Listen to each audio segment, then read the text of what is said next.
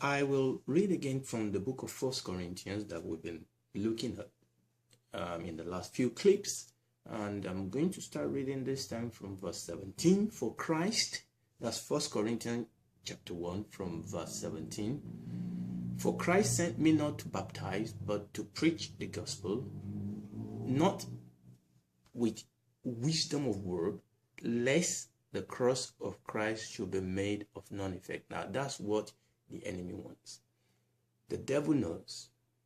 I mean, he made a mistake. He didn't know initially, but the devil knows now that the power is in the gospel. That is why he's pushing another gospel. That is why he's pushing a different gospel. That is why ultimately the ultimate manifestation of the devil will be what we call the spirit of the antichrist. The antichrist means to take away the Christ, but he doesn't just want to take away the Christ. He wants to replace him with a fake. So the spirit of antichrist is to remove the original. But if you remove the original and there's a space there, people will know. So the spirit of antichrist is to take the place of Christ. So you push away the original Jesus and then you replace him with a fake Jesus. You take away the original Christ. You take away the truth. The Lord Jesus said, I am the way, the truth, and the life. He said, no man come to the Father but by me. So what the spirit of, and the spirit of Antichrist is already at work. Now there's going to be a manifestation of the person of Antichrist. But that spirit has been at work since many years. Okay, the spirit that wants to take away the truth, that want to replace it with the first. So we have another Jesus. We have another gospel.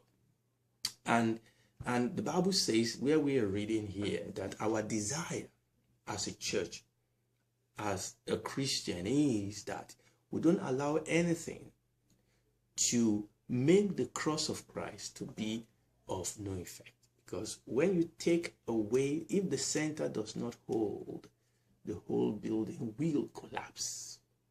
We rise, the church will rise or fall with its revelation and its demonstration of the wisdom and the power of God in the gospel. You can take everything away from the church, leave it with the gospel, and they will manifest glory.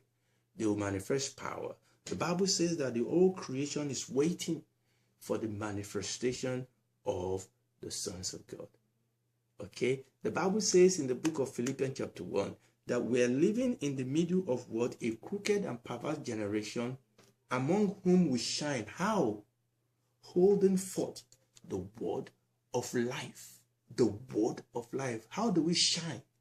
We shine by holding forth, by manifesting, by living the gospel.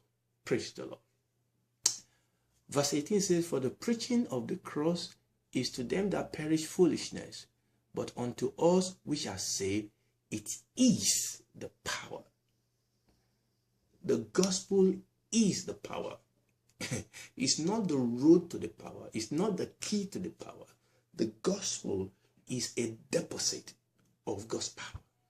The gospel is raw power. When you touch the gospel, you will touch power. Now, if you touch something that is called the gospel and there is no power, if you touch something that is called the gospel and there is no life, if I touch something that is called the gospel and there is no conviction, there is no power, there is no life, then it is not the gospel. It may appear like the gospel, but it is not the gospel. Something that appears like something is not necessarily something. It may appear like the gospel, but if there is no power, I'm talking about God's power. If there is no life, I'm talking about eternal life. If there is no divinity, I'm talking about God's divinity. It is not the gospel. Some people preach a gospel that brings fear. It is not the gospel. Some people preach a gospel that allow people to live like the devil, live in sin, continue in sin. It is not the gospel. Some people preach a gospel of condemnation. It is not the gospel. The gospel can bring conviction, but not condemnation. That is not the gospel. Okay, when we preach the gospel, it is raw power. It is raw power. Now, let me quickly go on because I want to move this on a little bit today. Verse 18 again, for the preaching of the gospel is to them that perish foolishness. We've discussed that people think that the gospel is foolish because they don't understand. They don't have a revelation. They don't understand.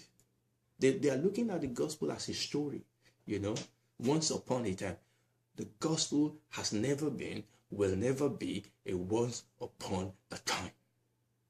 It happens in time, but it goes into eternity because we are dealing here with God, and we are dealing here with the operation of God in the person or in the Holy Spirit.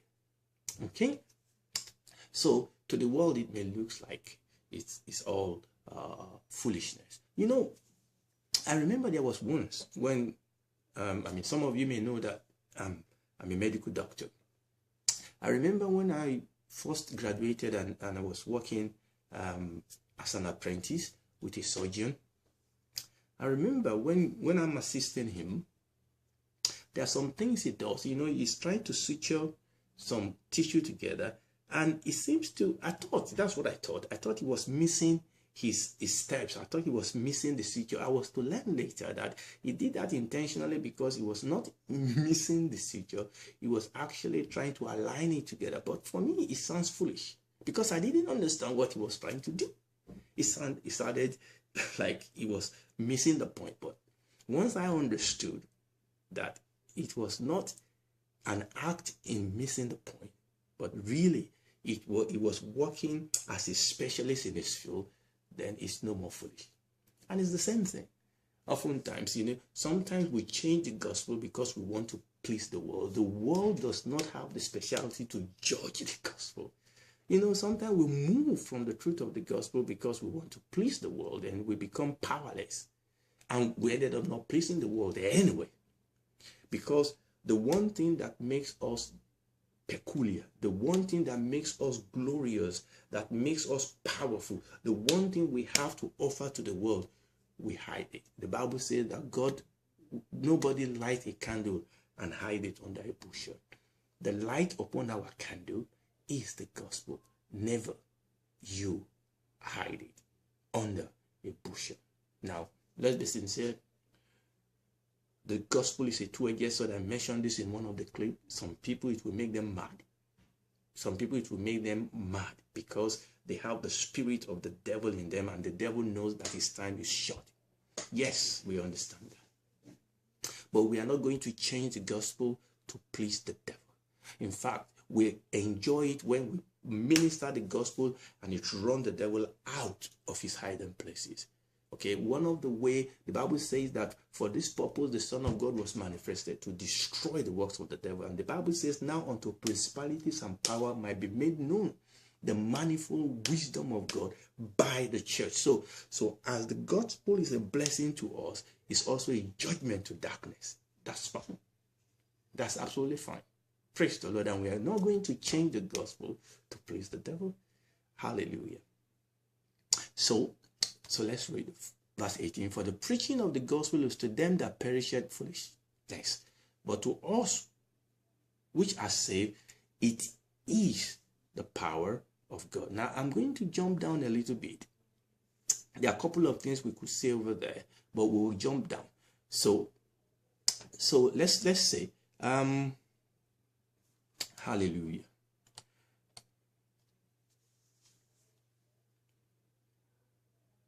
Let's go to verse 22. For the Jews required a sign, and the Greeks seek after wisdom, but we preach Christ crucified. Now, one of the things you'll find out is, you will notice I've not sat down to tell you this is the gospel, but if you've been following this clip, you will have been seeing what the gospel is. One of the things you will notice as you read through the New Testament is that you will see the gospel in various forms, okay, as you read the scripture, all right?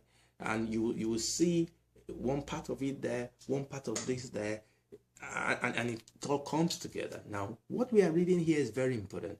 He said, verse 23, but we preach Christ. So number one, like I said in previous clip, the gospel is not a what, the gospel is a who. Jesus is the good news. So this verse 23 says, but we preach Jesus. So what we preach, the gospel we preach. Remember what we read in Romans chapter 1, verse 16 and verses 16 and 17 is the gospel of the Lord Jesus Christ. So we preach Christ. So when we preach the gospel, we are preaching a person, the person of Christ. And we can sit down here and talk about who is this man. You know, people said, what manner of man is this? We preach him.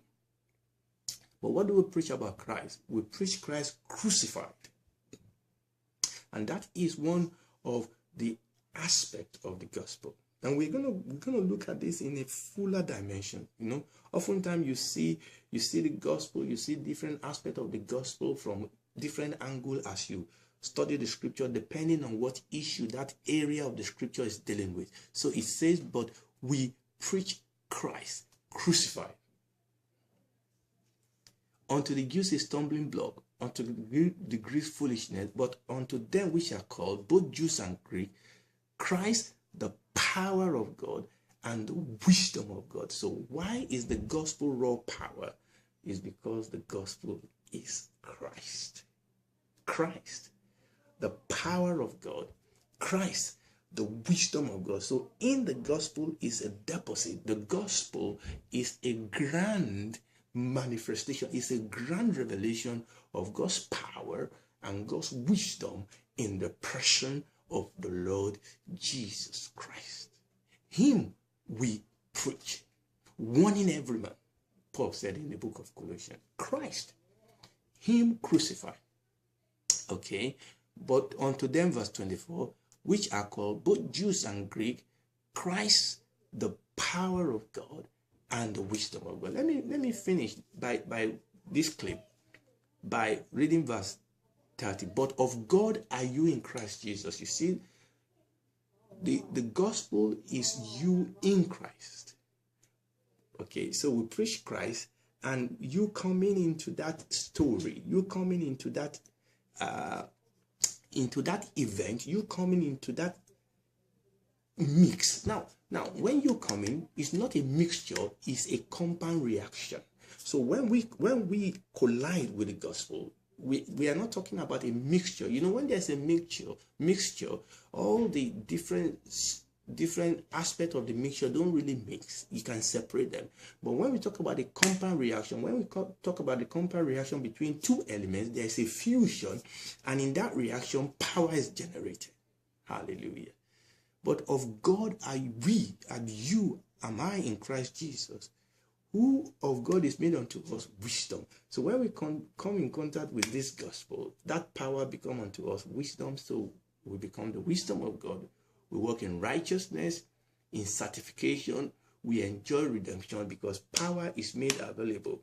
Okay? Because we can then do all things through Christ, who infuses power, life into us. It is God in us, Christ in you, the hope of glory.